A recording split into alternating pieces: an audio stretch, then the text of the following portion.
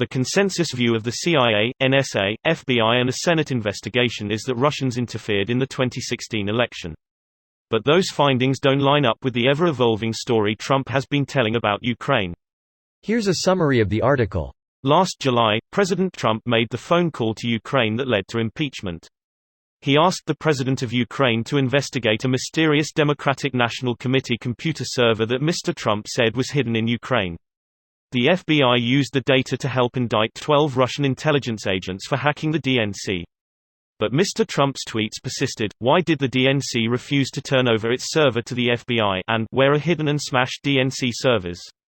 There were more than 140 servers in the Democrats' network, but Mr. Trump created an image of a single box of incriminating information. Pelley asked Johnston if, during the investigation he was leading, CrowdStrike ever sent any of the DNC's computer hardware to Ukraine. The story Mr. Trump first adopted as a server the FBI was blocked from seeing, and then became the server investigated by a Ukrainian company, finally morphed into the server hidden in Ukraine. In the call, after the Ukrainian president asked for anti-tank missiles to defend himself from Russia, Mr. Trump replied, "I would like you to do us a favor though they say CrowdStrike. I guess you have one of your wealthy people the server, they say Ukraine has it." This was the first favor Mr. Trump asked for even before his request that Ukraine also investigate the son of Vice President Biden. This past November, Mr. Trump spoke, by phone, to Fox and Friends. They gave the server to CrowdStrike or whatever it's called, which is a company owned by a very wealthy Ukrainian, and I still want to see that server. You know the FBI's never gotten that server, Mr. Trump said.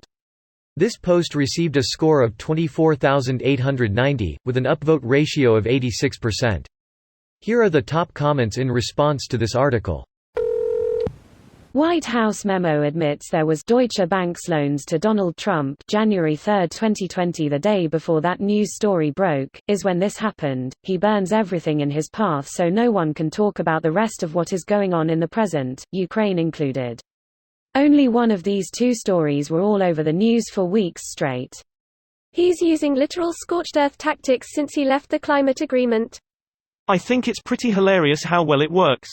Downvote me all you want, I'm fascinated and entertained by the phenomenon on how stupid the general public is.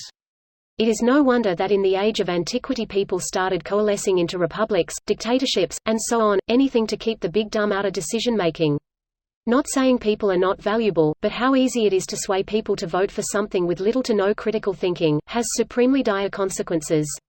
Granted, in this age of information, humanity is learning more about ourselves than ever. It just takes time, diligence, and angry young people as always. It didn't help that the powers that be have spent a century dumbing down America's education system and fighting critical thought programs tooth and nail.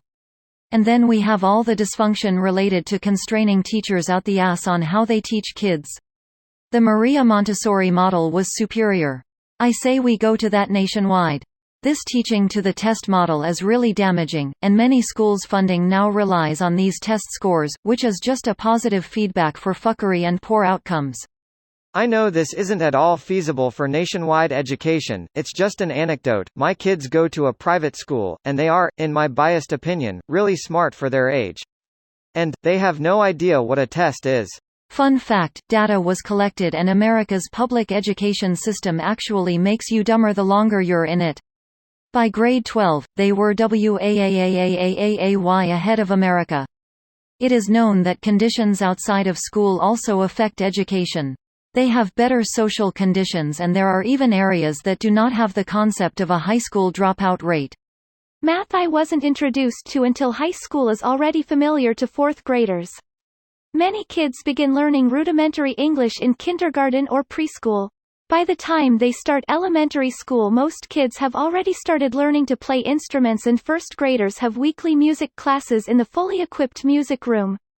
I wasn't introduced to basic musical education until grade 7. Of course, no creationism and no enforcement of Christianity influenced morals, so that's a bonus too. This video was automatically created by Reddit to speech.